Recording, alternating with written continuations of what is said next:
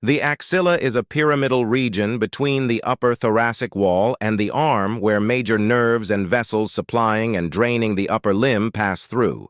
The axilla can be described with its apex, base, four walls, anterior, posterior, medial, and lateral, together with its contents.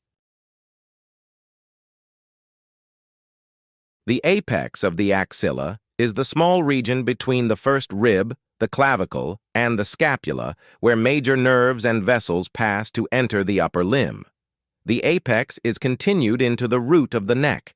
The base of the axilla is triangular and can be imagined as facing downwards and convex upwards, conforming to the concavity of the armpit. In addition, it is broad at the chest and narrow at the arm, and corresponds to the skin and a thick layer of axillary fascia between the inferior borders of pectoralis, major anteriorly, and latissimus dorsi posteriorly. The walls of the axilla include anterior, posterior, medial, and lateral. The anterior wall is formed by pectoralis major and minor muscles. The posterior wall is formed by subscapularis muscle superiorly, and teres major and latissimus dorsi muscles inferiorly. The medial wall is formed by first four ribs and their associated intercostal muscles, together with the upper part of serratus anterior muscle.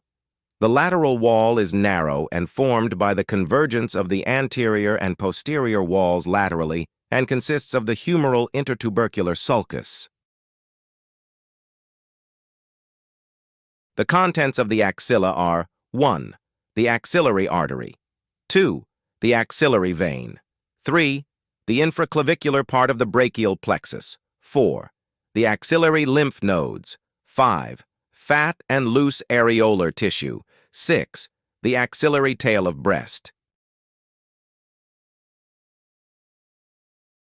If this video is helpful, consider subscribing to this channel.